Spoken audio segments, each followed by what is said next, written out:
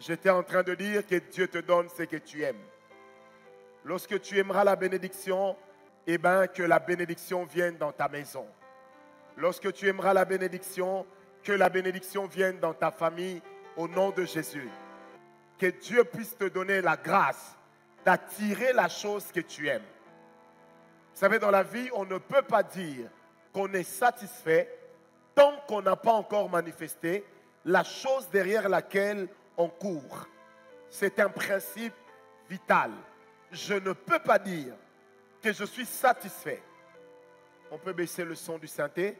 Je ne peux pas dire que je suis satisfait tant que je n'ai pas encore eu le résultat derrière lequel je cours. Amen. Amen, amen. Alléluia. J'ai donné un exemple hier entre les chrétiens et les musulmans. Je suis juste en train de récapituler encore. C'est que les chrétiens prient pour tout avoir. Les musulmans sacrifient pour tout avoir. Le courage qui manque aux chrétiens, c'est le courage que les occultistes et les musulmans ont. Dans les principes de la bénédiction, bien-aimés, il est très important de savoir que la bénédiction obéit aux lois que Dieu a établies dans la nature.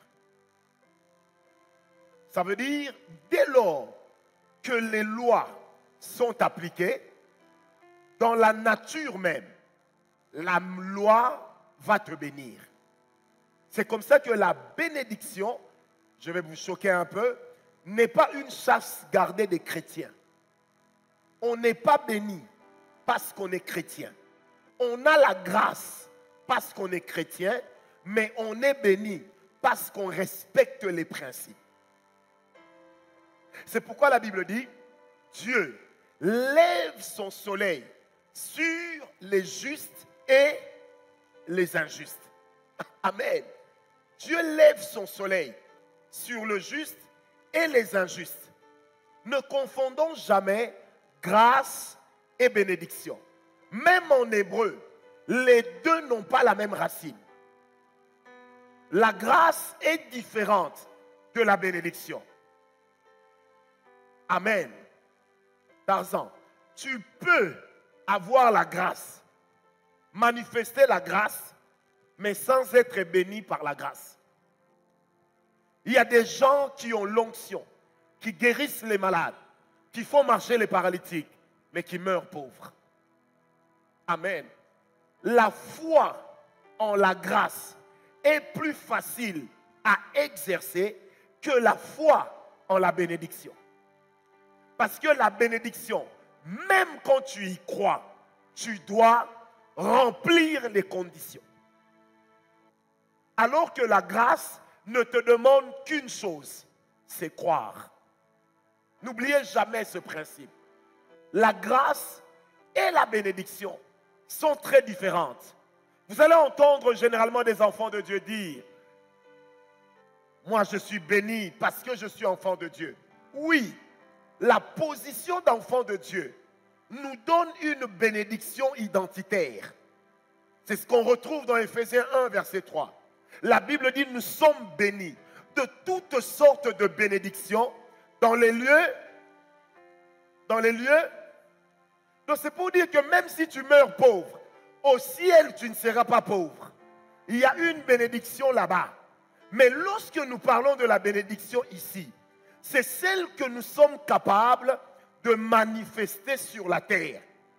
Or, comme je l'ai dit hier, là où on parle de bénédiction, on parle de quelque chose qui amène une gloire. Et là où on parle de la gloire, c'est une chose dont l'éclat est palpable. Ne dis jamais, je suis béni, simplement parce que tu t'es réveillé le matin. Non, tu as la grâce. Amen, amen. Est-ce que quelqu'un m'a compris? Vous savez, en hébreu, lorsqu'on parle de la bénédiction, le mot bénédiction en hébreu, c'est le même mot que vous trouvez en swahili. C'est le beraka ou encore la baraka. On dit beraka ou baraka. Le beraka, pour parler de la bénédiction en hébreu, ça, il y a des mots qui l'expliquent. Quand on parle de la bénédiction en hébreu, le beraka, d'abord dans la culture juive, lorsqu'il fallait appeler le beraka ou la baraka, on réunissait Israël et le souverain sacrificateur parlait. Et on disait, il est en train de déclarer le beraka de Dieu dans la vie des gens. C'est comme ça qu'en hébreu, quand vous dites à quelqu'un que Dieu te bénisse, peu importe ce qu'il faisait, il doit s'arrêter pour dire Amen. Parce que la bénédiction en hébreu veut simplement dire qu'il n'y a pas un souhait émis, mais il y a un travail accompli dans le monde spirituel pour libérer sur toi la manifestation de quelque chose qui va te distinguer des autres. Et lorsqu'en hébreu on parle de la beraka ou de la baraka, la première chose qui ressort, c'est la prospérité. Dis avec moi, prospérité. Non, dis-le bien avec moi, prospérité. Lorsque dans 3 Jean 1, verset 2, Jean est en train de dire, je désire que tu prospères à tous égards, comme prospère l'état de ton âme. Mon âme est bénie en Dieu quand je demeure dans sa présence. Amen. Mais le souhait de l'apôtre Jean n'est pas que ça s'arrête là. Le souhait de l'apôtre Jean, c'est que la bénédiction doit nous amener la prospérité. Dis à ton voisin, la bénédiction doit nous amener la prospérité. Ça veut dire que la bénédiction doit se manifester. Oh, rakantaya baba, robaba, je suis béni. Non. Tous les chrétiens nés de nouveau, remplis du Saint-Esprit, ayant été baptisés de l'Esprit, Ishindabab Irokobab. Un jour, nous avions été choqués. On a été dans la maison d'un homme de Dieu. Cet homme de Dieu est un homme qui a des miracles extraordinaires. Extraordinaires. Je dis bien extraordinaires. Il avait atteint une dimension où même quand il entre dans un stade, les démons commencent à partir. C'était extraordinaire. Tout ce qu'il dit arrive. Mais il y avait un problème. Arrivé chez lui, les fauteuils étaient déchirés. Ça sentait mauvais. Les enfants mangeaient bien, rarement. Et l'homme avec qui on était tellement choqué. Il a posé la question à l'homme de Dieu. Comment tu fais pour opérer des miracles, guérir les malades? L'homme de Dieu lui a répondu, je crois, c'est pourquoi Dieu me le donne. Et cet homme lui a dit, la foi au miracle est plus grande que la foi à la prospérité. Alors, tu ne peux pas aller vers ce qui est difficile alors que tu n'arrives pas à manifester ce qui est facile. Il l'a exhorté. L'année qui a suivi, la vie financière de cet homme a changé. Après plus de 30 ans de ministère, il a découvert qu'il n'était pas encore béni. Amen, amen. La deuxième chose, lorsqu'on parle de la baraka, en hébreu, ça veut dire une position qui provoque la louange. Une position qui provoque la louange. Vous savez, quand nous parlons de la louange et de l'adoration, ce n'est pas la même chose. Vous le savez, n'est-ce pas?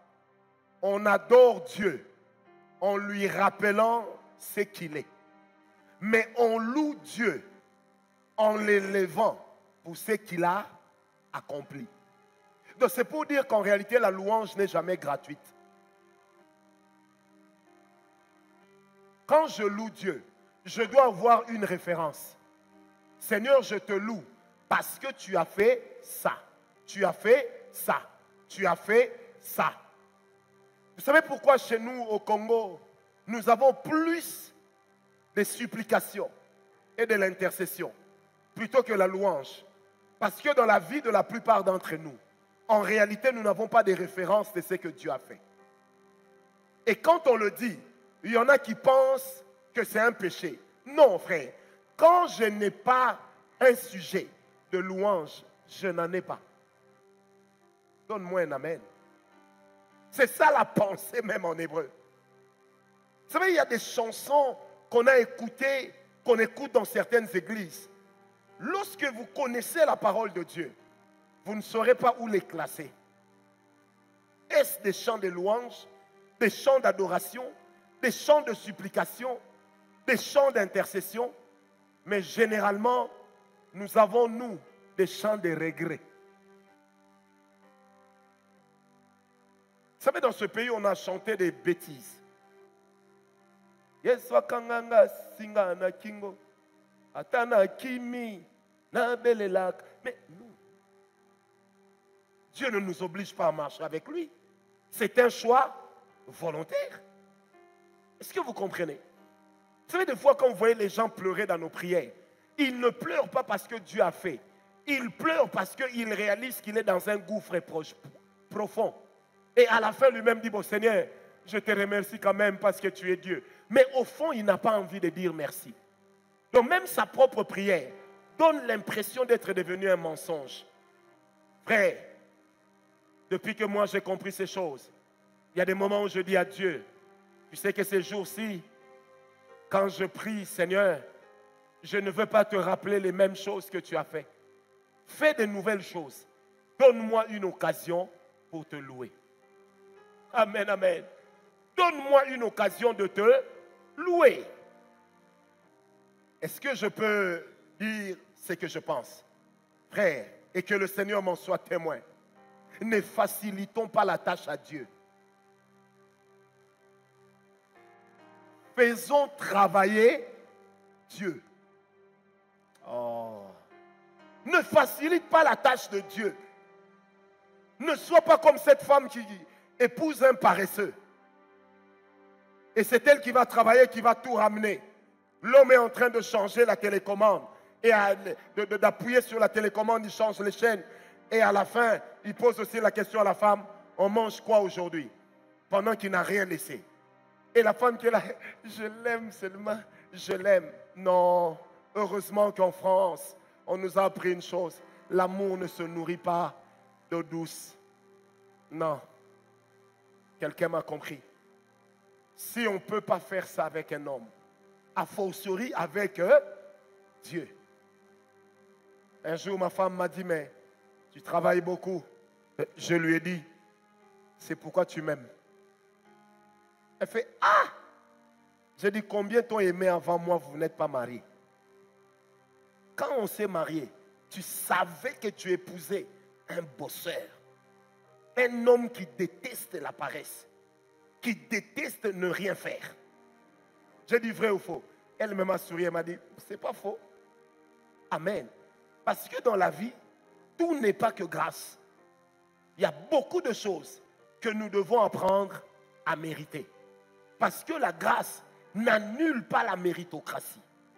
Que Dieu entende ta prière et tes efforts au nom de Jésus, qui m'a donné un amen. Troisième signification de la bénédiction en hébreu, c'est que la bénédiction, c'est un don reçu, un présent qu'on reçoit, un don reçu ou un présent reçu. Ça veut dire que quand je dis que j'ai été béni, je dois pouvoir dire en quoi. Je suis béni parce que j'ai reçu de Dieu un cadeau. Je suis béni parce que j'ai reçu d'un homme un cadeau. Amen, amen. La bénédiction d'Isaac pour Jacob était plus importante que le mariage. J'en parlerai. Est-ce que quelqu'un m'a compris? Quatrième signification de la bénédiction, c'est quatrième. Hein? Bon, de toute façon, chacun ses notes, hein, écris ce que tu penses. Quatrième signification ou dixième signification, quand on dit baraka, ça veut dire un traité de paix. En fait, quand on dit ceci, que Dieu Et Jéhovah Shalom, ça veut simplement dire que la bénédiction imposera la paix dans ta vie. 2 Thessaloniciens 3, verset 16.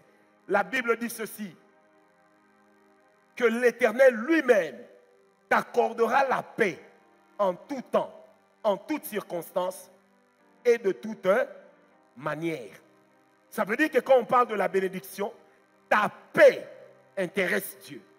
Et toute situation, toute personne qui soit en train de troubler ta paix, s'ils deviennent un obstacle à ta bénédiction, quand tu devras entrer dans le temps de ta bénédiction, l'Éternel est capable de les tuer, comme il a accepté que Jonathan et Saül meurent.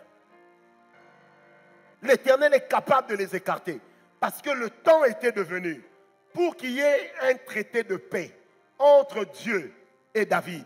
Que David connaisse enfin la paix. Quand le temps est arrivé, Dieu a éliminé les obstacles dans sa vie. J'aimerais te dire ce matin, ce soir, la bénédiction n'annule pas le combat spirituel. Ça veut dire que certaines bénédictions, pour que tu puisses y adhérer, tu dois combattre.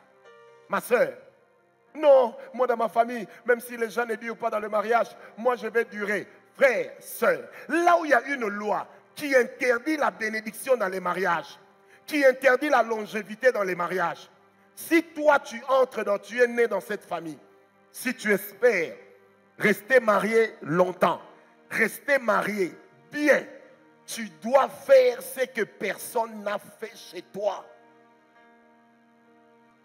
Ceux qui me consultent le savent. Des fois, je dis à certaines personnes, tu ne t'étais pas encore rendu compte que tu as brisé une loi établie.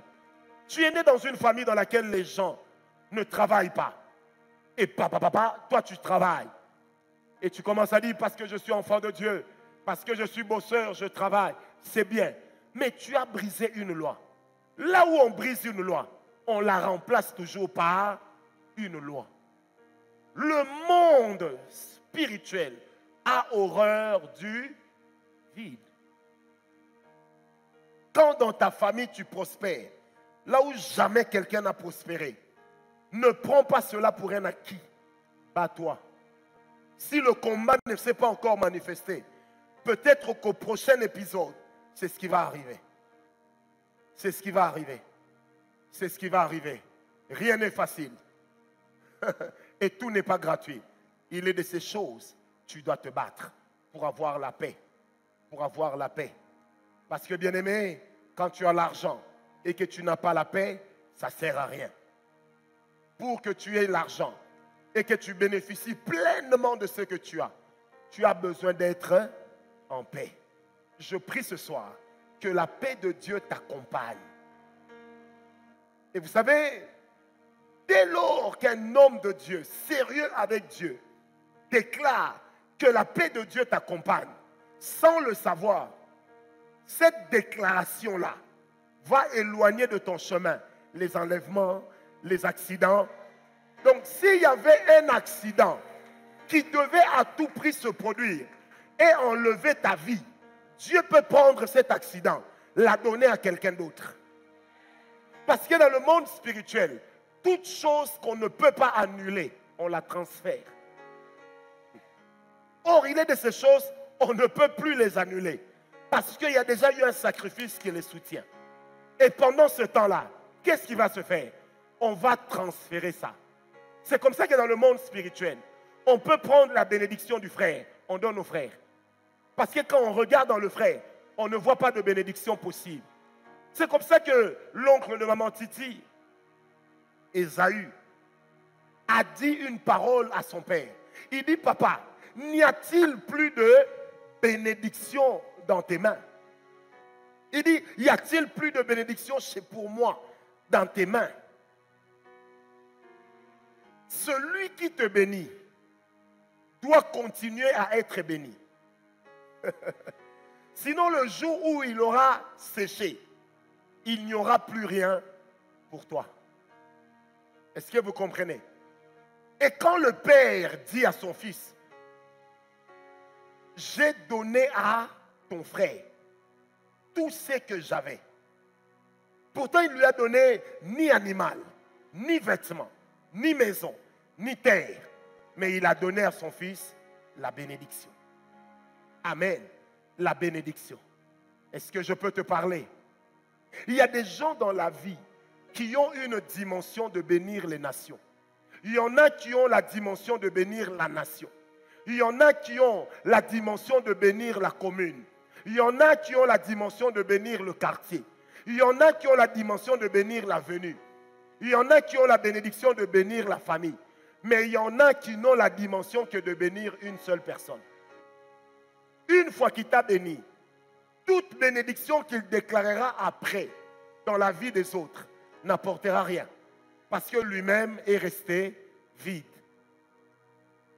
Parce que la cinquième signification de la bénédiction, bizarre, cette signification, c'est que la bénédiction veut dire une source.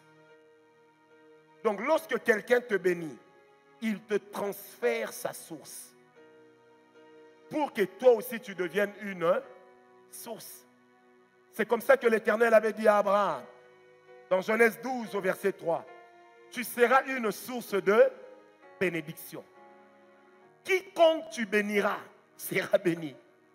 Et quiconque tu maudiras sera maudit. Ça veut dire qu'Abraham est devenu une source de bénédiction. Et quiconque était béni par lui vivait la bénédiction. Quiconque était maudit par lui vivait la malédiction. Frère, tu dois être une source de bénédiction. Une personne bénie doit dans sa vie bénir au moins une personne. Une véritable bénédiction ne se consomme pas seule. Elle est contagieuse. Vous savez, autant il y a des gens qui apportent la poisse, autant il y a aussi des personnes dans votre vie qui amèneront la bénédiction. Il y a des gens, tu réussis, pas parce que tu es fort, mais parce que son cœur t'est favorable. Oh, donne-moi un amen. Qui m'a donné un amen? Alors, première loi de la bénédiction. L'identité de celui qui bénit. Je répète, l'identité de celui qui bénit définit la qualité de notre bénédiction. L'identité de celui qui bénit définit la qualité de ta bénédiction. Qu'est-ce que ça veut dire, frère? Si moi je te donne 10 000 $, tu vas déposer en compte. On te posera la question, d'où vient cet argent? Tu diras, c'est mon pasteur qui m'a offert, n'est-ce pas? Amen. Mais si un commandant de la rébellion, M23, te donne 10 000 $, tu arrives à la banque, on te pose la question, quelle est la source de l'argent? Dès que tu dis, c'est un commandant du M23 qui m'a donné, frère, même le caissier va te résister. Papa, pardon, je vais appeler le chef. Le chef aussi appellera le chef. Et c'est la nerf qui va descendre. Et puis la demi-app va descendre en disant, c'est un dossier militaire. En fait, tu as reçu quelque chose, mais qui ne t'apporte pas la paix. Pourquoi? Parce qu'une bénédiction, ça dépend aussi de l'identité de celui qui te l'apporte. Prenez avec moi Genèse 49, verset 1. Genèse 49, verset 1. La Bible dit, Jacob appela ses fils et dit, assemblez-vous et je vous annoncerai ce qui vous arrivera dans la suite des temps. Rassemblez-vous et écoutez, fils de Jacob, écoutez Israël, votre père. Jacob sort deux noms, deux identités. Qui est Jacob? Il est le père des enfants qu'il bénit. Il est leur géniteur. Qui est Jacob? Il est le père des enfants qu'il bénit. Parce que l'alliance qui doit bénir ses enfants, c'est Jacob qui en est porteur. Quelqu'un me comprend? Quand il parle de Jacob, c'est en tant que père dans la chair. Quand il parle d'Israël, c'est en tant que porteur de quoi? D'une alliance. Et l'alliance de Dieu avec Israël était une alliance de victoire, une alliance de prospérité. L'alliance de Dieu avec Jacob était une alliance d'élection.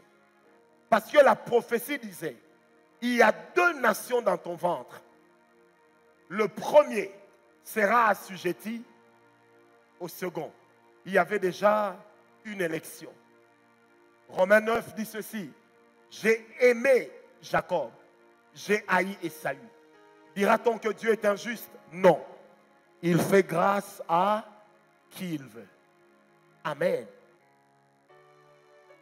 Dépendamment de la source de ta bénédiction, tu dois savoir que certaines bénédictions déclarées sur ta vie ne sont pas que des matières spirituelles, mais ça devient des prophéties qui tracent le chemin.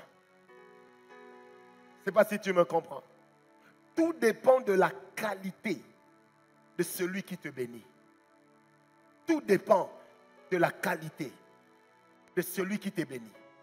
Si vous lisez toutes les bénédictions que Jacob va donner, déclarer dans la vie de ses fils, toutes ces déclarations vont devenir des prophéties, sauf une seule. Vous savez laquelle? La bénédiction accordée à Ruben n'est pas devenue une prophétie. Parce que là, Jacob n'a pas parlé comme Israël. Il a parlé dans la dimension de ses émotions, d'un homme qui a été blessé. Voilà pourquoi il dit, Ruben, mon fils, tu es mon premier-né. Tu es ma vigueur, mais tu es monté sur la couche de ton père.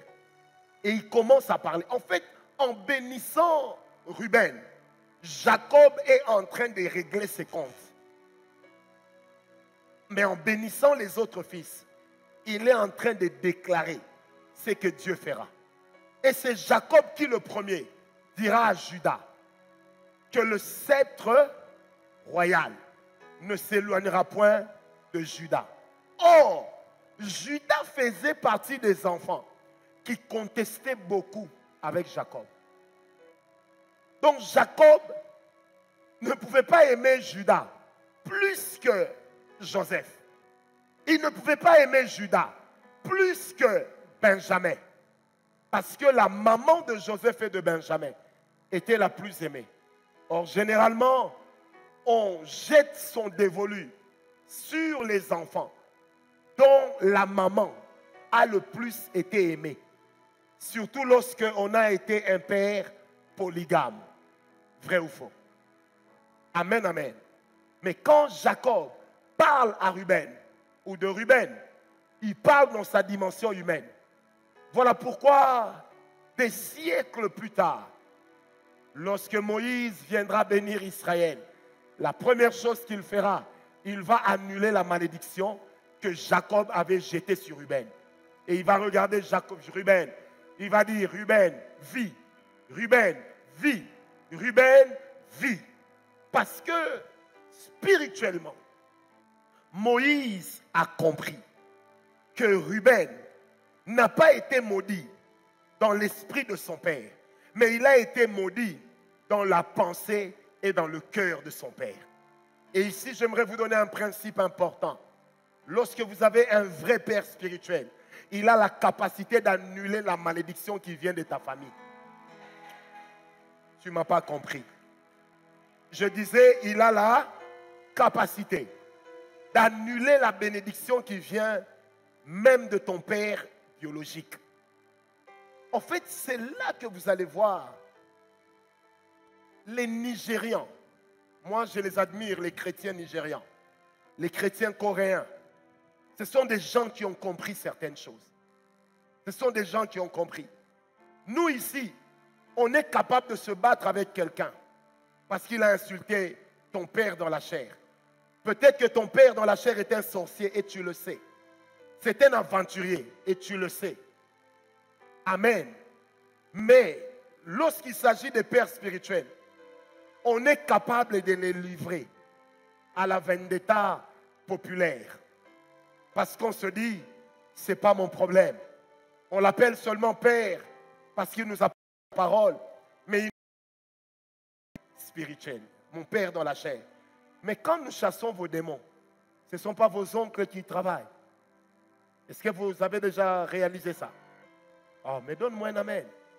Je disais, est-ce que vous avez déjà réalisé ça? Vous savez, dans des pays tels qu'au Nigeria, lorsque on voit le pasteur, le père spirituel, bien aimé, un père spirituel au Nigeria ne peut pas traverser pour entrer et l'église reste assise.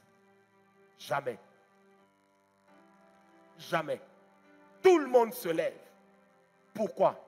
Parce qu'ils savent que c'est la bénédiction du Père qui enrichit.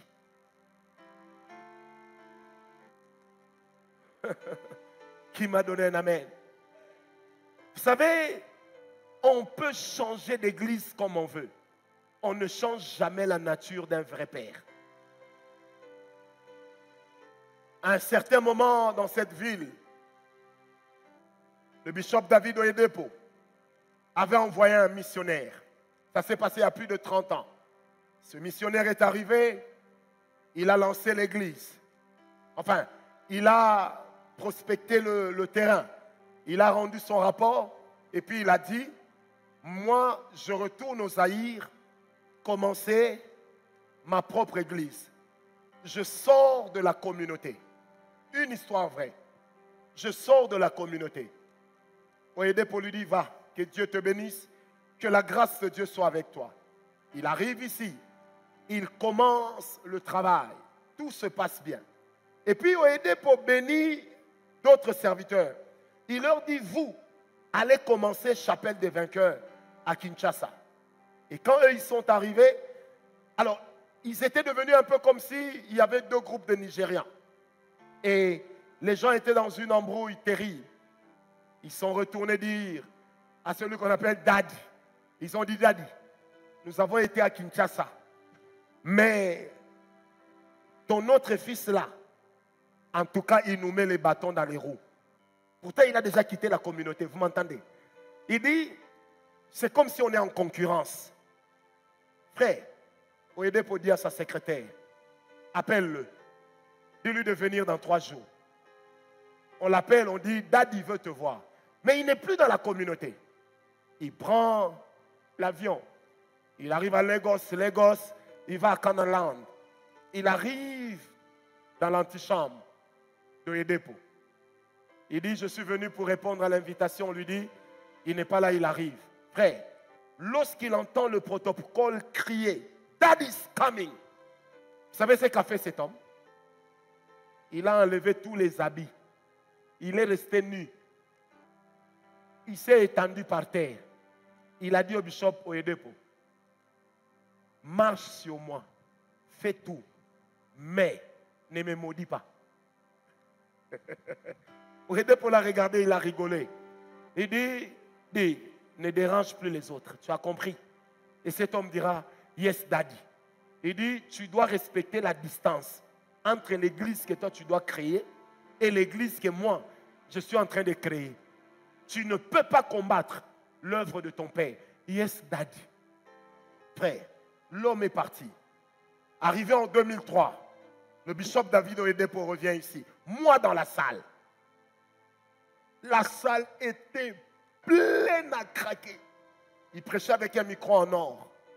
Frère, quand le bishop prêche, personne n'entre. Et personne ne peut arriver après lui. Parce qu'il est le représentant de Dieu. C'est pourquoi on l'appelle Man of God. Frère. Et le protocole congolais ne savait pas. Et cet homme arrive en retard. Moi dans la salle. Le protocole congolais le fait entrer. Lui, il pensait qu'on lui donnerait une place au fond. Et puis on vient avec lui. Il doit traverser devant pour aller s'asseoir là où étaient les hommes de Dieu. Frère, quand il arrive devant la chair, il fait ça. Jusqu'à ce que Oyedepo va lui dire, lève-toi, va t'asseoir.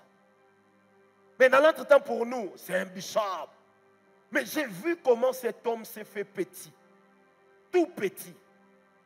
Tout petit. Donc il s'est incliné jusqu'à ce qu'on lui dise, lève-toi, passe. Et puis quand il lui dit, stand up, walk, et il continue à prêcher. Voyez le monsieur qui fait vous. J'ai posé la question à l'homme qui était à côté de moi. Mais il est en train de vénérer un homme. Il dit non. Ces gens ont compris ce que nous ne comprenons pas. C'est pourquoi leurs ministères sont prospères. Ils savent qu'on ne touche pas à sa source. On ne touche pas. Vous savez, un grand serviteur de Dieu, connu, est arrivé au Nigeria. Il a organisé une croisade. Et le premier jour de la croisade, il a critiqué le bishop Adeboye, qu'on appelle de papa. Quand il l'a critiqué, frère, les grands serviteurs de Dieu de Nigeria se sont regardés. Le lendemain, ils sont allés le voir. Non, après le culte, ils sont allés le voir à l'hôtel. Ils lui ont dit, nous sommes venus te voir. Il dit, pourquoi? On lui a dit, tu dois quitter le Nigeria cette nuit. Il dit, pourquoi? Ta présence n'est plus désirée. Il dit, mais j'ai dépensé $1 million pour faire cette croisade. Frère, l'un d'entre eux a sorti son chéquier. Il lui a signé un chèque de $1 million. Il lui dit, tu peux toucher cet argent aux États-Unis. Mais si demain, tu es dans la ville, on va te faire arrêter. Il dit, mais qu'est-ce que j'ai fait? Vous combattez l'évangile? Ils lui ont répondu, non. Tu as touché à l'homme qui nous bénit dans cette ville. À cause de ça, tu dois partir. Quelqu'un d'autre va continuer ta croisade. On t'a déjà remboursé. Vous savez, cet homme de Dieu est parti. Il a fait 10 ans sans retourner au Nigeria. Et avant de retourner au Nigeria, il devait écrire à tous les pasteurs pour demander pardon. Il dit, je vous demande pardon d'avoir offensé Adeboye. Maintenant, regardez la qualité de leur ministère et la qualité de nos ministères au Congo. C'est le jour et la nuit. Ce ne sont pas des gens qui deviennent grands parce qu'ils ont fait un buzz. Non. Quand au Nigeria, on te dit c'est un grand pasteur, au minimum, il doit avoir un quartier comme la cité du fleuve, mais sans l'eau qui déborde. Au minimum. Il doit avoir un avion privé. Pas voyager en first class, première classe, business class. Non. Privé. Parce qu'ils ont compris que si je dois être béni, l'identité de celui qui déclare sur moi la bénédiction compte. Est-ce que je peux te dire une chose? On ne court pas derrière la bénédiction chez tout le monde. Non. Il y a des gens qui n'ont rien à te donner. Ils peuvent être grands, mais ils n'ont pas la chose qu'il faut pour toi.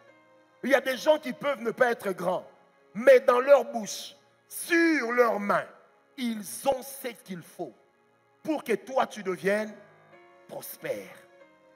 Donne-moi un amen. Ma prière, que Dieu te bénisse. J'ai dit ma prière, que Dieu te bénisse. Vous savez, il y a un de mes fils à l'époque, il va au grand marché. À l'époque, la technique ici avait créé une sonnerie. J'étais en train de prier en langue et puis ils ont découpé. Et toute l'église en avait.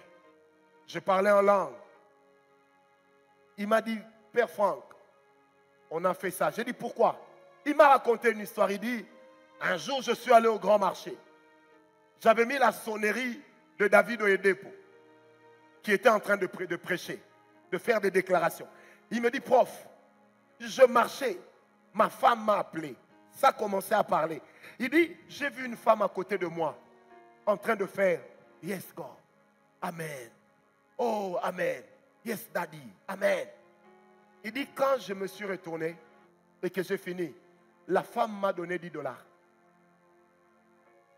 Il dit à la femme, pourquoi vous me donnez?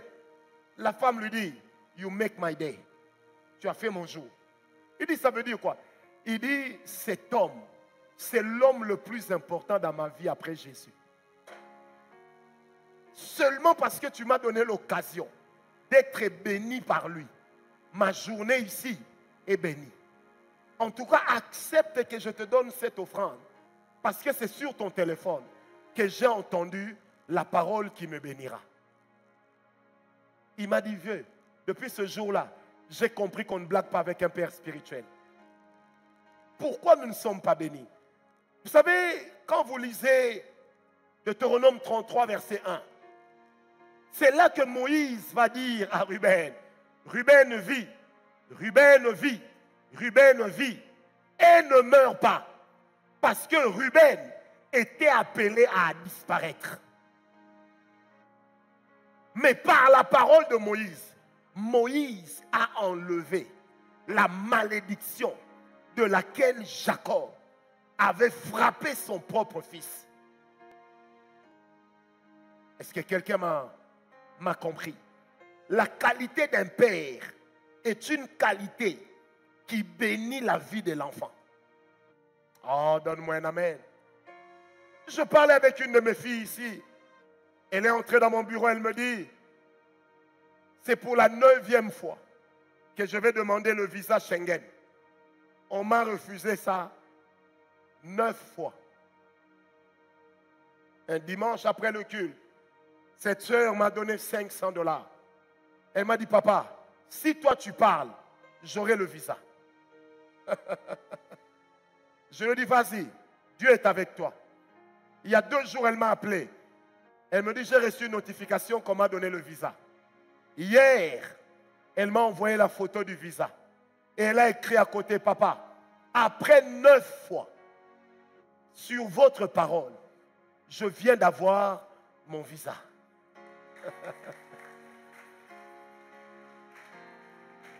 Dans aucune ambassade du monde, on vous accordera le visa après 9 refus.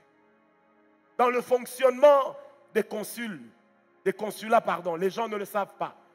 Quand on vous a refusé 2 fois, c'est fini. La 3e fois, votre passeport, si c'est avec Schengen, ça doit aller à l'Office des étrangers. Ça veut dire que les services des renseignements vont se renseigner sur votre personne. Et quand ça arrive là-bas, c'est rare qu'on vous donne le visa. Et si c'est à l'ambassade des États-Unis, on vous donne 2 refus consécutifs. Facilement, vous n'aurez pas le visa pendant 10 ans. Quelqu'un m'a compris. Titi, tu sais ce que je comprends, maman Titi. Un jour, j'ai amené quelqu'un à l'ambassade des États-Unis. On est entrés ensemble. J'entre à un guichet, lui à l'autre guichet. Vous savez, il m'a dit, j'ai peur, est-ce que j'aurai le visa? J'ai sorti une parole. J'ai dit, si dans ton cœur, tu es mon fils, on va te le donner. Et puis je me suis arrêté. Vous savez, quand on arrive, tout de suite, moi, on me donne. Et puis lui, on lui pose la question, tu vas où? Tu vas faire quoi? Vous savez qu'il est en train de dire au consul, je voyage avec mon pasteur. Le consul refuse de me regarder. J'ai trouvé ça bizarre. 4 ans après, j'ai compris que le cœur de ce jeune homme était déjà compromis. Et que certaines choses qu'on disait sur moi venaient de lui. Oh, donne-moi un amen. Dis à ton voisin, toute bénédiction a une source. Maintenant, dis-lui, Dieu passe toujours par quelqu'un. Acclamons le Seigneur.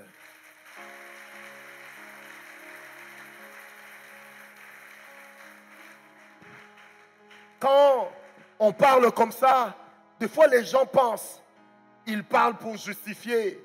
Non, on n'en a pas besoin. Je peux être en porte-à-faux avec un père spirituel, mais je n'ai pas le droit de le critiquer. Ses pleurs, ses larmes deviendront pour moi une tombe, tôt ou tard. Il y a des gens qui ont des enfants malades, d'autres qui les auront. Pourquoi? Parce que simplement, on a touché à la personne d'un père. Vous savez, un homme qui a déjà bénit ta vie. Un homme par qui Dieu est déjà passé, même une fois, même si tu n'es plus d'accord avec lui, respecte-le. Oh, donne-moi un amen. Respecte-le. Les lois spirituelles sont telles que celui qui honore son père et sa mère vivra longtemps. Quand vous retournez, ça veut dire celui qui déshonore son père et sa mère ne vivra pas longtemps. Or, nos pères et nos mères nous ont donné de voir la vie terrestre. Mais nos pères spirituels encadrent l'unique vie que nous garderons après la mort. C'est la qualité des combats que nous menons, la qualité des victoires que nous remportons. Ça aura des répercussions dans le monde spirituel pour notre éternité. Est-ce que vous avez déjà compris ça? Vous savez, moi, je me suis converti à la borne. La première fois que j'ai mis pied à la borne, c'était en 1988 ou 87. À l'époque, la borne n'avait pas 200 membres. Le pasteur Verneau prêchait devant une trentaine, une quarantaine de personnes. Et il fallait faire ça pour le voir. Frère, le jour où Dieu m'a dit tu es prophète, l'Église a refusé. Nous ne croyons pas aux prophètes. Avant de partir, j'ai dit à Dieu, parle-moi. Dieu m'a parlé, j'ai dit parle-moi. Dieu m'a parlé. Frère, jamais de mes lèvres, je n'ai insulté le pasteur Verneau. Et jusqu'à ce jour, quand je parle de lui, je parle de lui comme un père. Parce que c'est une bouche qui a nourri mon esprit de 1992 jusqu'à 2000.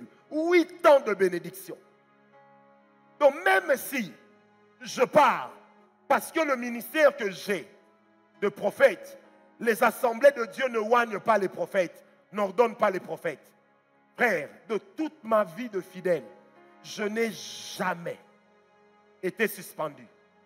Je n'ai jamais amené la zizanie. Je n'ai jamais demandé à quelqu'un de me suivre. Jamais.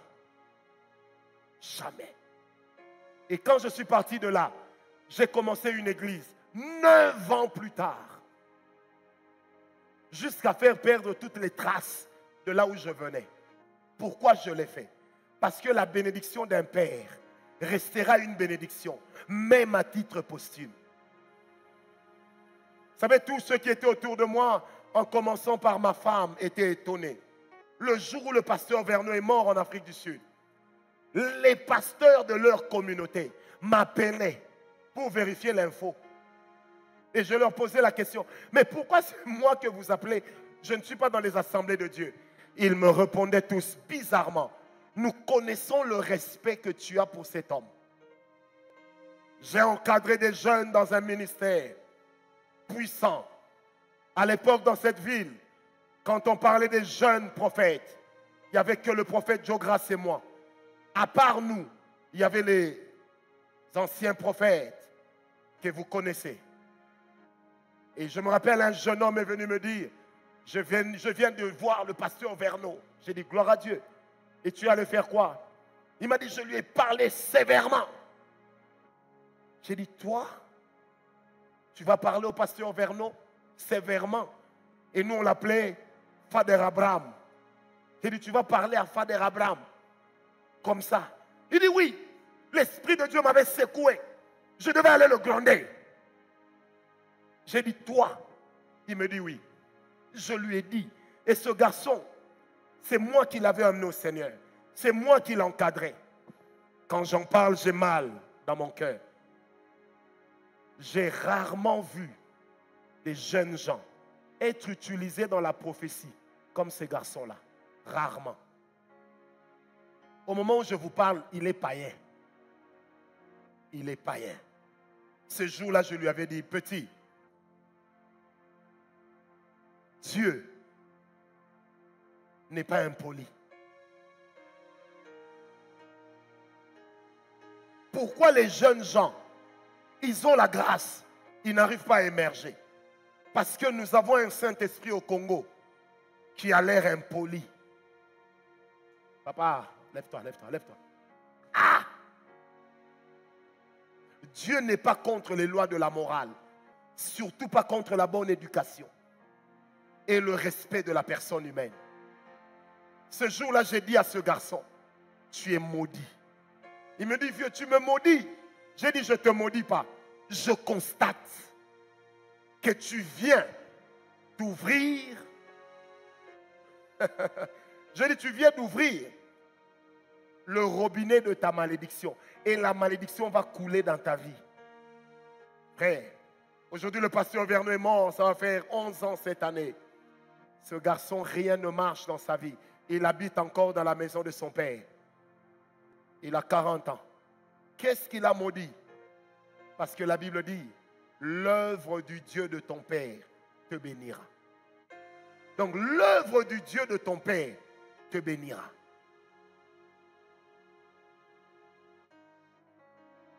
Ça fait partie des principes. Jésus était plus grand qu'Abraham, mais il respectait Abraham quand il parlait. Et le jour où il a semblé s'écarter, dans Jean 8, verset 56, au verset 57, la Bible dit, il a dû fuir, parce que les gens l'avaient mal compris. Frère, peu importe le problème, la qualité de celui qui te bénit s'attache à toi. Vous m'avez compris? Vous savez, des fois, les gens ne comprennent pas. Certaines délivrances que nous faisons ici, nous ne la faisons pas parce que forcément nous avons toujours l'onction. Certaines délivrances que nous faisons ici, nous les réussissons parce que les personnes sur qui l'on prie ont du respect pour nous. Simplement ça. Où est Rudy Mukanda du livre?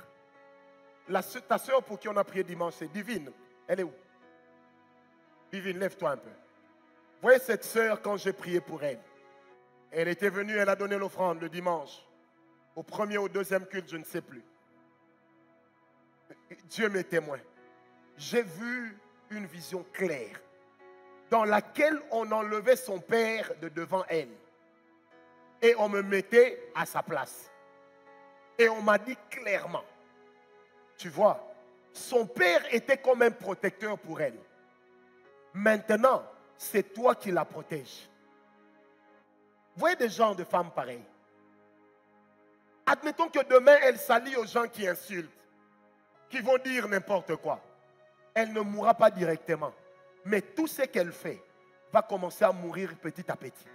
Le problème d'une loi qui a été violée dans le monde spirituel, c'est que ça peut se détruire même pendant 20 ans, pendant 30 ans. Les principes de Dieu restent les mêmes. Voilà pourquoi tous ceux qui ont insulté leur père spirituel, pour continuer à prospérer, ils finissent toujours par venir demander pardon. Parce qu'à un moment, Dieu te dira, tu vois cette bénédiction, ça ne dépend pas de moi, ça dépend de tel. Va demander pardon. Si lui ouvre son cœur, je t'accorderai cette bénédiction. Bien aimé, la Bible dit ceci. Tu peux t'asseoir. La Bible dit ceci. Jésus accompagne sa mère aux noces de Cana. Sa mère lui dit, petit garçon, fais un miracle. Il regarde sa mère. Il dit, mon heure n'est pas encore venue. Mais la mère dit aux gens, faites ce qu'il vous dira.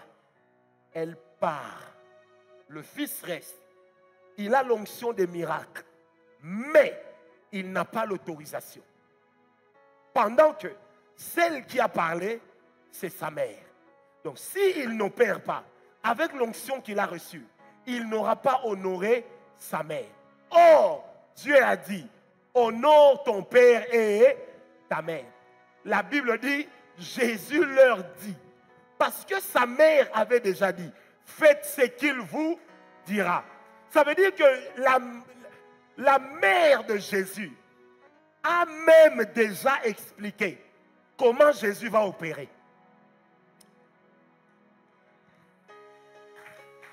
Amen, amen. Et la Bible dit, Jésus leur dit, remplissez les fûts d'eau. et le miracle s'est opéré. Le miracle a été opéré exactement en suivant le chemin fixé par la mère. L'autorité de la personne qui te bénit, on ne blague pas avec. Vous savez, un jour, j'étais chez moi à la maison. Je dormais. Et je vois une vision. Dans la vision, je vois un frère qui est déjà parti de l'église. Je vois, on est en train de faire des incantations contre lui. Et puis moi, j'assiste. Mais je ne fais rien. Oui. Premier tableau. Ah! Je me suis réveillé. Au nom de Jésus, je me lève contre ça. J'ai prié. Je me rendors. La vision revient. Maintenant, cette fois-là, juste quand on a voulu le sacrifier, j'ai dit, vous ne pouvez pas le sacrifier. C'est mon fils. Laissez-le partir. Maintenant, il m'a regardé. Il m'a dit dans le rêve, si tu n'étais pas intervenu, je serais mort. Le matin, on n'habitait pas très loin. Je suis arrivé chez lui, je lui ai posé la question. Tu as bien dormi? Sa femme me regarde, le regarde, il dit non. Il suffoquait toute la nuit comme quelqu'un qui étouffait. Lui-même dira, je sentais que je perdais la force, mais je ne sais pas ce qui s'est passé. Et puis à un moment, j'ai repris du courage tout à coup. Je lui ai raconté ce qui est arrivé. Il s'est agenouillé devant moi. Alors je lui ai dit, tu vois la vie que tu as aujourd'hui là. Aujourd'hui, admettons aujourd'hui vendredi. Je lui ai dit, tu vois la vie que tu as aujourd'hui. Ce n'est pas parce que Dieu voulait. Mais c'est parce que pour que Dieu intervienne, il devait utiliser mon esprit pour te bénir. Je dis, tu vois, tel que tu es vivant aujourd'hui, c'est à cause de ça. Amen. Un dimanche ici, on était en plein culte. Un frère est entré. Il avait l'air épuisé. Je l'ai arrêté là-bas, j'ai dit, je vois telle chose, telle chose, telle chose. On a décidé sur toi aujourd'hui que tu dois mourir. Leur maman était là. J'ai dit à la maman, lève-toi. Elle s'est levée, je lui ai dit, dis de ta bouche, prophète, sauve mon enfant. Elle a dit ça. J'ai levé la main, j'ai prié. Cet enfant, tu te souviens, Moukanda? Serviteur de Dieu, prophétisant et à l'onction. Mais les démons de l'esprit de mort sont sortis. Et ce jour-là, je lui ai dit, quoi qu'il arrive, sache-le, il fallait qu'une bouche parle. Pas une bouche, ma bouche. Oh.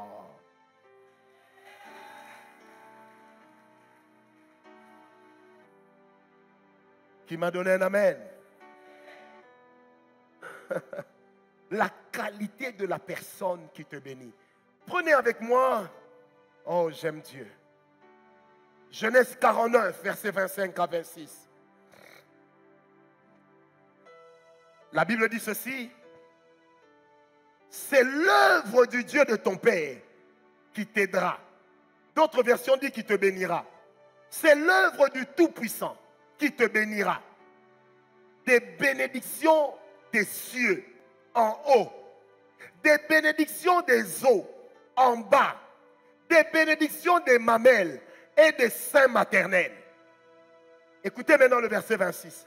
Les bénédictions de ton Père s'élèvent au-dessus des bénédictions de mes pères jusqu'à la cime des collines éternelles. Qu'elles soient sur la tête de Joseph, sur le sommet de la tête du prince de ses peuples, de ses frères. Il dit, Jacob parle, il dit, ma bénédiction dans ta vie, Joseph, elle est plus grande que la bénédiction d'Abraham, plus grande que la bénédiction d'Isaac. Alors que lui-même a été béni par Isaac. Frère, un grand-père spirituel, un oncle spirituel n'existait pas. Pourquoi est-ce que Jacob est en train de dire que la bénédiction de ton père soit supérieur à la bénédiction de ses pères. Parce que le nœud de la bénédiction de Joseph ne venait pas du fait qu'il soit descendant d'Abraham et d'Isaac, mais ça venait de l'amour que Jacob vouait à la personne de son fils. Deuxièmement, ça venait d'une autre chose également en rapport avec Jacob. Et ça a amené quelque chose d'extraordinaire. Quelle est cette chose? Abraham a été stérile avec sa femme. Isaac a été stérile par Rebecca. Jacob, même quand Léa et Rachel étaient stériles, les deux servantes de ces femmes n'ont jamais été stériles. Donc en termes de stérilité, Jacob n'a jamais connu de retard pour avoir des enfants. Vous me comprenez? Et quand Jacob bénit Joseph, parce que sa bénédiction est supérieure à celle de ses pères, il évite à Joseph la stérilité dans toute sa descendance. Et le jour où il y a eu une panne en Juda, parce qu'on ne peut pas prendre un roi, Dieu ira prendre un roi dans la descendance de Joseph, du nom de Saül, parce qu'il était benjamite. Frère, quand Dieu veut te bénir, il passera toujours par une source. Il y a des gens dans la vie, ils ne sont pas bénis parce qu'ils prient beaucoup, mais ils sont bénis parce que leur père spirituel parle beaucoup d'eux en bien. Je vous ai dit, la bénédiction n'est pas une affaire de prière. La bénédiction est une affaire de principe. La grâce est une affaire de prière. Qui m'a compris? Qui m'a compris? Tu dois savoir par qui Dieu passera pour te bénir. Par où Dieu passera. Dieu ne te mettra jamais sous les pieds de quelqu'un pour rien. Quand le diable veut te détruire, la chose qu'il fera, et je l'ai toujours dit dans mes méditations matinales, ceux qui le reçoivent le savent, je reviens souvent dessus. Quand le diable veut t'amener au mal, il utilisera ce que j'appelle l'esprit de Balaam. C'est un esprit qui va consister à travailler pour t'amener à la faute. C'est aussi ce qu'on appelle l'esprit d'erreur. Ça veut dire que tu commences à voir de l'éclat et tout de suite tu dis, je prophétise, mon père spirituel prophétise. Je prêche, il prêche, nous sommes pareils. Non frère, on ne sera jamais pareil. Jamais. Tu as une tunique d'une seule couleur. J'ai une tunique de plusieurs couleurs. Parce que mon onction a traversé des saisons, a traversé des combats, a traversé des rancunes, a traversé la haine, a traversé la mauvaise image, la mauvaise réputation, a traversé les manipulations. Frère, on ne sera jamais pareil. Jamais. Jamais. Depuis combien d'années je prêche? Combien de retraites je fais? Je disais à quelqu'un un jour, par an, je jeûne un minimum de 100 jours. Hier, le prophète Epaphras me disait, hey, prof, tu as pris du poids. Je lui ai dit, et pourtant, depuis le mois de novembre, je n'ai mangé qu'en janvier. Donc je prenais des petits trucs seulement après 18 heures, pendant plus de 40 jours. Et de toute l'année 2023, de janvier jusqu'au 8 septembre, je n'ai mangé ni viande, ni nourriture consistante, ni pain, rien. Est-ce que vous comprenez? Donc pendant que toi tu critiques, moi je jeûne. Pendant que toi tu insultes, moi je prie. Frère, même si Dieu était injuste, il ne peut pas laisser mes prières tomber. Jamais. Est-ce que quelqu'un m'a donné un amen? Parce qu'il est l'auteur de la parole qui dit, tant que la terre et les cieux existeront, les semailles et la moisson ne cesseront jamais. Mes sacrifices parleront plus que les tiens. Ici comme ailleurs, j'ai l'habitude de leur dire, sans orgueil, les sacrifices que moi je fais dans ma vie, je n'ai pas encore vu quelqu'un les faire. Je le dis sans orgueil. Vous savez pourquoi? Aujourd'hui, des personnes que j'ai respectées pour être père, morts. Je dois me battre. Je cherche des aînés pour être comme des mentors, comme des autorités sur moi, mais non pas comme un père. Parce qu'un père est irremplaçable. Je paye mes dîmes à temps et à l'heure. Je fais mes sacrifices chaque année. Je ne suis jamais en deçà d'un certain montant. Chaque année. Je bénis chaque année. Pour moi, pour ma femme, pour mes enfants. Je termine chaque année dans l'action de grâce avec brutalité des sacrifices. Frère, donc même quand mes prières vont échouer, mes sacrifices ne vont pas échouer. Et quand je le fais, ce n'est pas parce que j'ai des besoins. Souvent, je le fais en disant à Dieu, donne-moi la capacité de continuer à être une bénédiction pour quelqu'un. Alors, quand le diable veut te détruire, qu'est-ce qu'il va faire? Il va te faire croire que tu es arrivé. Il va te faire croire que ça y est, il n'y a rien à faire. Tu n'as plus besoin de quelqu'un. Critique-le, insulte-le. Et quand tu le fais, le diable va même te donner d'avoir du succès. Mais un succès qu'on a pris dans la tyrannie va être rattrapé par la loi qui dit, qui tue par l'épée, meurt par l'épée. Meurt par l'épée. Le problème avec la justice de Dieu, c'est que le jour où il commence à te frapper, peut-être même, s'il veut vraiment te maudire, il va même te faire oublier potentiellement d'où peut venir le mal. Et ça, c'est la pratique de citoyens Balaam. Donnez vos filles à Israël, qu'ils pêchent. Leur Dieu sera contre eux. Des fois, Dieu a arrêté ta bénédiction. Le diable l'a vu. Il sait qu'il ne peut pas arrêter la main de Dieu. Mais il sait qu'il peut arrêter ta main pour ne pas prendre ce que Dieu donne. Et qu'est-ce qu'il va faire? Il va t'amener à accepter de t'asseoir avec des gens qui insultent l'homme qui doit te bénir. Avec des personnes qui font du mal à l'homme qui doit te bénir. Et tu es content.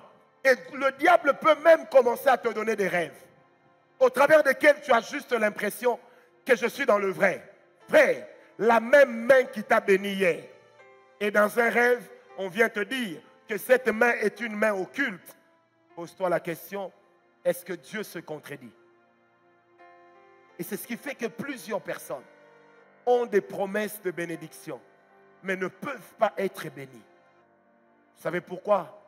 Parce que la qualité de celui qui devait être béni a été rejetée. Et sa bouche a maudit. Et des fois, même quand la bouche ne maudit pas, Dieu prend acte. Parce que la bénédiction est une affaire de principe. Tu peux aller à manger un GG. Tu peux aller prier n'importe où. Mais quand tu n'as pas respecté les principes, Dieu ne peut pas casser les principes pour toi. Vous savez, j'ai eu à aimer une fille il y a longtemps. Quand on s'est séparés, elle m'a dit comme ça, Francis, je vais te détruire, tu vas voir. Il y a un de mes frères qui est au Canada. On a le même âge. Comprenez que papa n'a pas toujours été fidèle. Il a eu 2 enfants la même année. Et mon frère là et moi, on a grandi comme les meilleurs amis du monde. On était tous les deux des grands danseurs. On partait dans les boîtes de nuit, on faisait les concours de l'habillement. Alors, qu'est-ce qui s'est passé? Il est arrivé au Canada en 2001 ou 2000, mon frère. La première chose qu'il a eu à faire, il a parlé avec un serviteur de Dieu. Il lui a parlé de moi. Et il lui a dit, si tu fais venir mon frère, ce sera bien. comme lui aussi est pasteur. Cet homme est entré en contact avec moi. On a commencé à parler. On a commencé à parler. À un moment, il me dit, il y a le bishop tel qui arrive à Kinshasa. Il est du Canada. Il va prêcher chez tel pasteur. Va le voir. Il a tout pour te faire voyager. Vous savez, j'ai appris l'église où il devait prêcher. Le culte commençait à 9 h par intérêt canadien. J'étais arrivé à 7 h. Le protocole m'a reconnu. On m'a donné la première chaise. C'est là que je me suis rendu compte que l'église était vide. Mais je devais maintenant jouer à celui qui avait reçu la révélation d'arriver tôt. J'étais horrible. À la fin, je me suis présenté à lui. Nzokande, la petite qui nous servait au bureau, était l'amie de l'ex. Et elle a entendu le bishop me dire, prophète, j'ai tous les documents. La semaine prochaine, on va remplir les données. Tu vas venir au Canada. Le Seigneur m'a dit que tu connaîtras une grande ascension. Frère, la chose que maman n'avait pas su m'offrir, que papa ne m'avait pas offert, c'était présenté à moi. J'ai dit Amen. Il m'a dit que Dieu te bénisse. Je suis parti 2002. Hein. Et puis, le lendemain à 5 h du matin, j'avais 2 numéros de téléphone. J'avais un Vodacom et un Celtel. Mon Celtel était connu de tout le monde, sauf le Vodacom. À 5 h, le bishop m'appelle sur le Vodacom. Quand je prenais le téléphone, le Saint-Esprit m'a dit clairement, on t'a grillé là-bas. Il m'a dit, le prophète, je peux te voir. J'ai dit, quand? Il me dit, à 6 h. J'ai dit, il n'y a pas de problème. Quand j'avançais vers lui, l'Esprit m'a dit, on t'a grillé. Je me suis assis en face de lui. Il m'a regardé. Il m'a dit, prophète, mais tu es un aventurier. Tu es un coureur de jupons. Tu es. Je le regardais sans rien dire. Et quand il finit, il me dit, qu'est-ce que tu as à dire pour ta défense? Je ne dis rien. Il me dit, qui ne dit mot, consent. J'ai dit, c'est pas grave. Vous êtes bishop? Il m'a dit oui.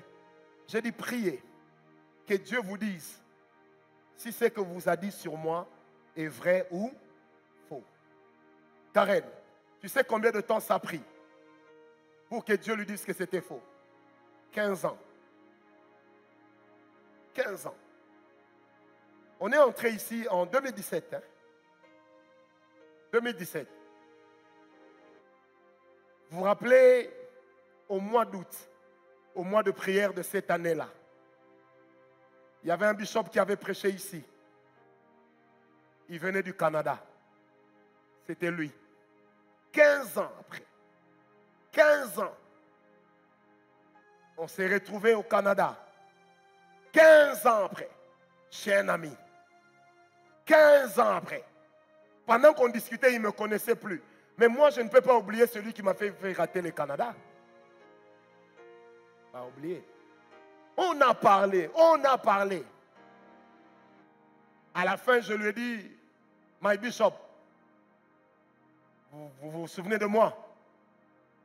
Il m'a dit non. Je lui ai expliqué. Il a fait, ah, prof, c'est après que j'ai compris qu'on m'avait menti. 15 ans. Quand je suis rentré, il est venu prêcher ici. On était encore en plein chantier. Il me pose la question, qui construit cette église? J'ai dit, c'est moi et le fidèle. D'où vient l'argent? J'ai dit, ça vient de moi et de fidèle. Il fait, ah, mais moi on m'a dit que tu es un escroc. Tu roules pour le pouvoir, pour avoir l'argent. C'est ce qu'on m'avait dit, il a parlé. J'ai rigolé. Je lui ai posé la question, est-ce que vous avez vu Kabila prier ici? Il m'a dit non, j'ai dit Dieu vous bénisse. Frère, tenez-vous bien. Quand cette sœur a fait ça en 2002, en 2007, je remonte avec ma femme. Je suis au volant de la voiture. On arrive à un magasin Kitambo. Elle était enceinte. Et puis elle me dit, j'ai envie de manger des chips. Je me suis arrêté, je suis descendu, il y avait un magasin là. Quand j'entre, le Saint-Esprit me dit clairement, tu vas rencontrer telle personne. C'est elle. Ouvre son mariage. Frère, alors je suis dans les rayons et puis je sens une femme qui me bloque les yeux. Une fille que je n'avais plus revue depuis 5 ans. C'était elle. Quand je me retourne, je dis, ah, c'est toi. Elle me dit oui. J'ai dit, Dieu m'a dit que tu vas te marier. Mais pour que tu te maries, c'est moi qui dois parler. Parce qu'avant d'être ton fiancé, j'ai été ton père spirituel. Mais comme au Congo, on peut changer de père spirituel. Tu as cru avoir changé. Mais Dieu n'avait pas changé. Je lui ai dit, marie-toi. Marie-toi. J'ai raconté ça à une sœur aujourd'hui. Cette sœur s'est mariée après des fiançailles de 3 semaines. Juste après qu'on se soit vu. Et je lui ai dit, marie-toi. Dans mon cœur, je n'ai pas de problème avec toi. Que Dieu te bénisse. Tout ce que tu as dit, c'était peut-être l'enfance. Et avec la même sœur et le même bishop, on se croise au Canada en 2017. Tu vois des gens qui te regardent, l'air de dire, mais on pensait qu'il était paumé le gars. Comment il a fait pour arriver ici? Frère, les principes spirituels, on ne blague pas avec.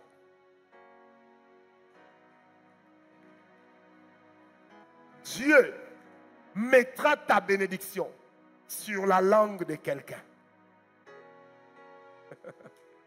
Et ton père spirituel. Parce que mère spirituelle n'existe pas. Même quand c'est une femme, on l'appelle père spirituel. Amen. Parce que même nous qui sommes des filles ici, on nous appelle dans la Bible des fils d'Abraham. Vous comprenez ça? Donc il y a des gens, tant qu'il n'aura pas ouvert la bouche pour te bénir, certaines difficultés vont continuer. Et quand le diable veut te pousser à perdre, la chose qu'il va faire, ça sera te mettre en porte-à-faux avec ce qui est censé être pour toi ta porte de bénédiction. Bien-aimé, la gloire qu'on tire d'être un père, ce n'est pas de vous voir chaque jour. Ce n'est pas de recevoir de vous des dîmes et des offrandes. Non, il n'y a aucune gloire. Il n'y a qu'une responsabilité. Celle de dire, Seigneur, si tu as mis cette personne à mes pieds, qu'elle n'échoue jamais. Qu'elle réussisse. Que ta main soit sur lui. Vous savez, moi, j'ai cassé une relation amoureuse à l'époque. Parce que ma fiancée avait injurié mon père spirituel. Elle m'a dit, c'est un blanc, qu'est-ce qu'il croit? Elle a insulté. Je me suis levé, je lui ai dit, regarde-moi bien. À compter d'aujourd'hui, toi et moi, c'est fini. Il dit, hey, oh Boyangaï, tu ne veux plus de moi vraiment, à cause d'un pasteur qui ne pense même pas à toi. J'ai dit, oui, la source ne pense pas à qui elle bénit. Mais c'est celui qui bénit qui vient vers la source. Qui m'a donné un amen. Frère, c'était le principe numéro 1 que je vais creuser dimanche. Je vais le creuser. Toute bénédiction pour qu'elle dure, elle dépend d'une source. Elle dépend de quelque chose. Elle dépend de l'identité de la personne que Dieu va utiliser. C'est la bénédiction de ton Père qui te bénira. Amen. Vous savez, des fois dans la vie, les gens ne comprennent pas comment Dieu travaille. Lisez les Écritures. La Bible dit, j'ai mis devant toi 2 chemins. Et j'aime bien comment c'est formulé. Choisis la vie et tu vivras.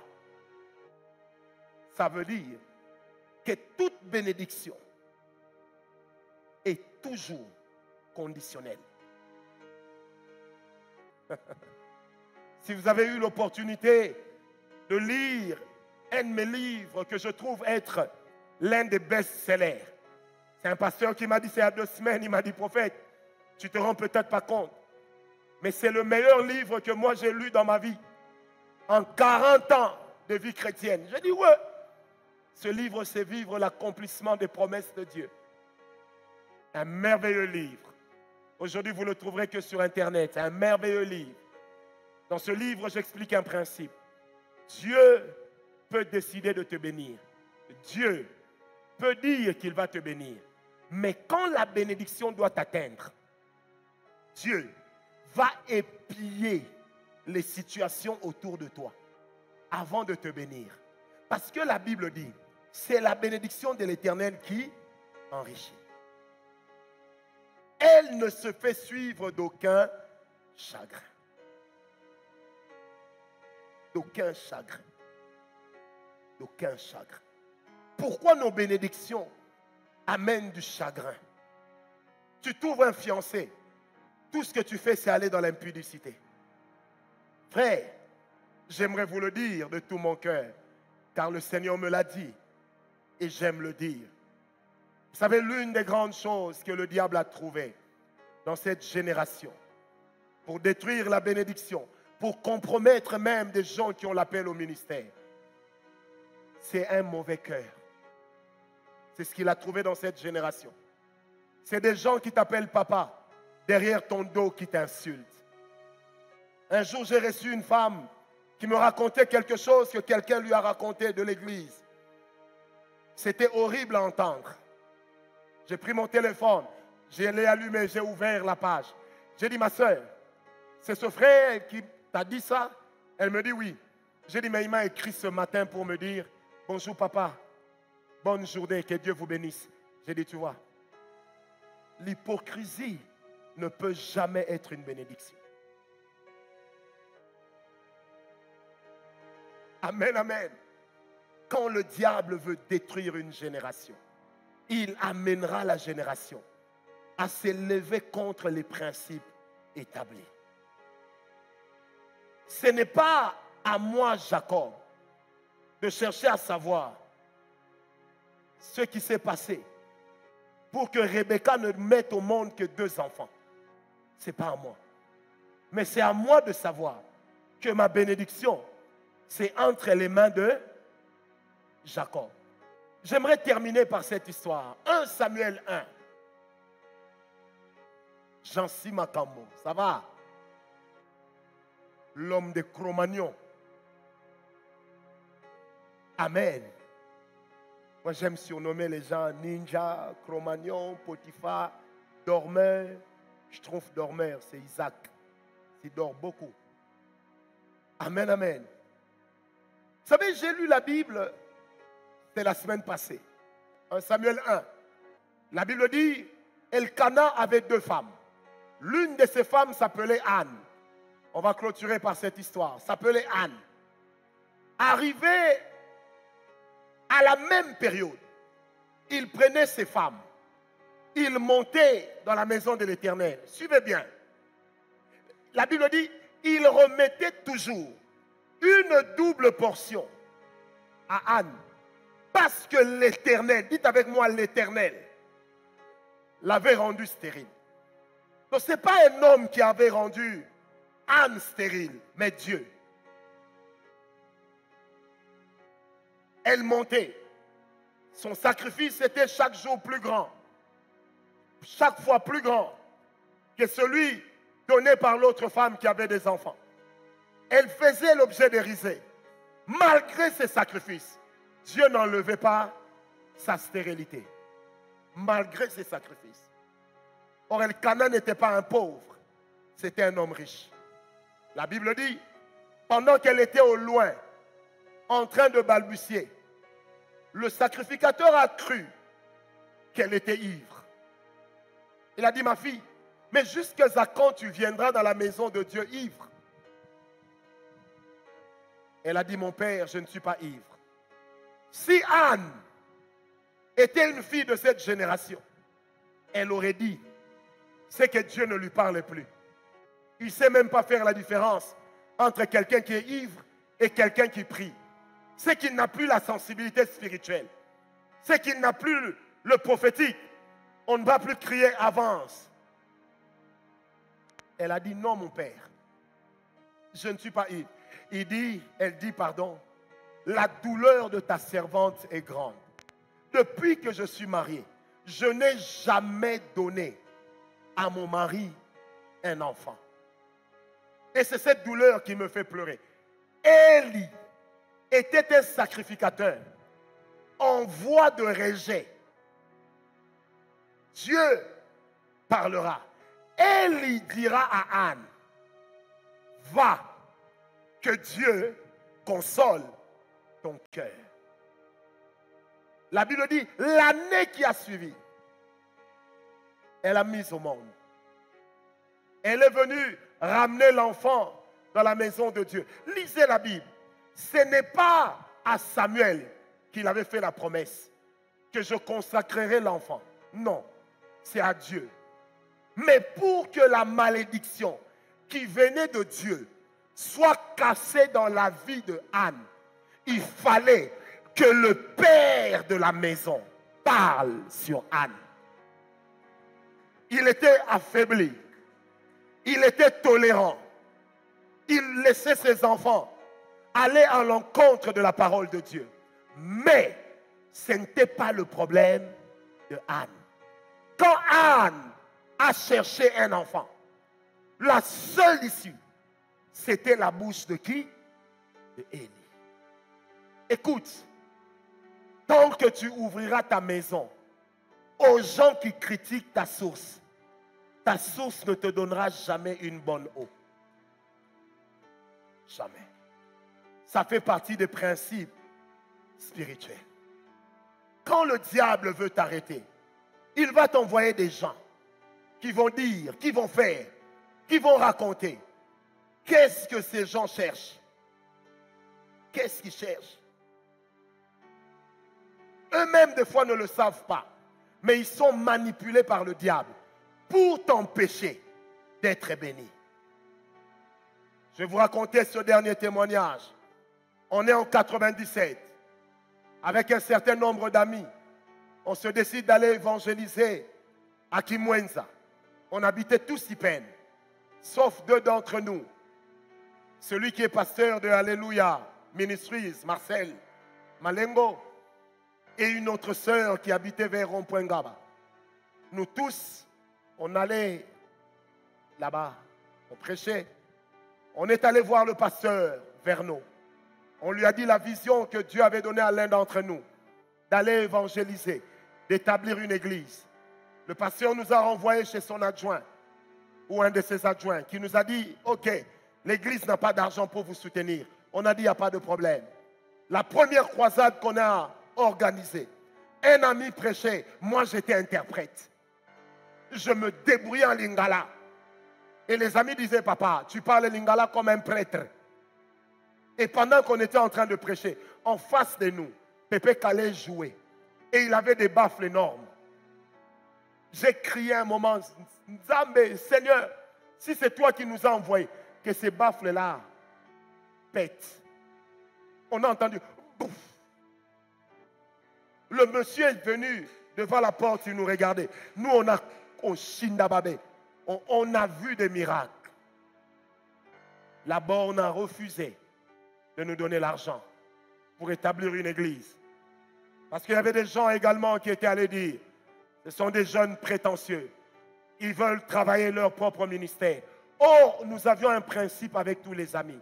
Nous ne prendrons jamais les gens de l'église pour en faire les membres de nos ministères. C'était un principe. Deuxième chose, un de nos amis m'a dit, Francis, toi tu as l'appel au ministère à temps plein. D'abord, je lui ai dit, tant que ce n'est pas mon père qui me dit que je suis qualifié pour devenir pasteur, je ne le ferai pas. Les amis m'ont traité de tous les noms. On a évangélisé. Pendant 6 mois, on faisait Ipen Kimwenza à pied, aller-retour. Et dans ce coin, les gens étaient très pauvres. Frère bien-aimé, un jour, on est allé voir le pasteur assistant. Nous lui avons dit, papa, nous sommes venus vous dire, officiellement, ça la taille d'une église. Nous la remettons à l'église, envoyez qui vous voudrez. Quand on a envoyé une personne, on a mis à sa disposition tous les moyens. Quelqu'un m'a dit, tu vois, tu as raté. J'ai dit, je n'ai rien raté du tout. Tant que la bouche de mon père ne m'avait pas béni pour ce travail, malgré l'onction que je sentais, je savais que je devais m'arrêter pour que la volonté du Père continue. Amen, amen. Celui qui me l'avait dit était devenu pasteur lui aussi. Au moment où je vous parle, il est païen. Païen. Et il avait pris l'habitude de me dire, Yuma, poltron, tu as la grâce, mais tu attends qu'on te pousse. Je lui disais toujours, je ferai les choses au rythme de Dieu. Pourquoi? Parce que toute bénédiction a une source. L'onction de laquelle je dépends, c'est une onction que je ne peux pas trahir. Je ne peux pas trahir. Tu ne peux pas entrer dans ma maison et critiquer le pasteur Verneau. Je n'autoriserai pas. Même l'homme qui m'a ordonné au ministère, il s'est passé ce qui s'est passé. Je n'ai jamais levé la voix pour le critiquer. Personne dans cette église qui m'a déjà approché pourra dire de sa bouche qu'il m'a déjà entendu dire du mal de lui. Je ne l'ai jamais fait. Jamais. Pourquoi? Parce qu'un homme qui m'a déjà imposé la main une fois, un homme par qui Dieu m'a déjà parlé, je le respecterai toute ma vie. Même si cet homme devient fou, je continuerai à le respecter. Je continuerai. Je n'aurai jamais plus d'onction que mon supérieur. C'est un principe. Nous aurons toujours le même écart d'âge. Toujours. Et je ne pourrai jamais nier que tel m'avait béni. Ça fait partie des principes. Tu veux aller loin dans la vie? Tu veux être béni? Respecte la personne par qui Dieu t'a déjà béni. Et le jour où tu seras mécontent et qu'il te plaira de quitter l'église, pars dans le silence. Mais ne manque pas de dire au revoir pour que la bénédiction t'accompagne. Parce que tout ce qu'un homme sème, tôt ou tard, il le moissonnera. C'est un principe. Et les principes sont des actes, des décisions qui ne changent pas. Qui ne changent ni avec le temps, ni avec la culture, ni avec la spiritualité. On ne les change pas. La croix n'a pas changé les principes. La croix les a renforcés. Dis à ton voisin, quelle est ta source? Pose-lui la question, quelle est ta source? Attention à l'esprit de Balaam. Attention à l'esprit de Balaam. Attention à l'esprit de Balaam. Il est en train de t'amener dans la tombe. Attention au vieux prophète. Il est en train de t'amener là où Dieu ne t'attend pas. Attention à tous ceux qui t'acclament pour ce que tu es, pour ce que tu fais, plutôt que pour ce que Dieu a décidé que tu sois. J'aimerais ce soir, baissez-moi le son du synthé. J'aimerais ce soir prier Dieu. Que la bénédiction de l'Éternel s'attache à toi. Est-ce que tu peux te lever?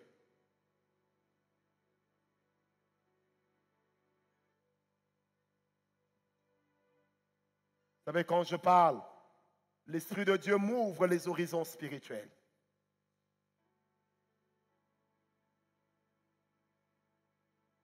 Vous savez, quand j'étais jeune dans la foi, Il y a une chose qui me dérangeait beaucoup, Karen.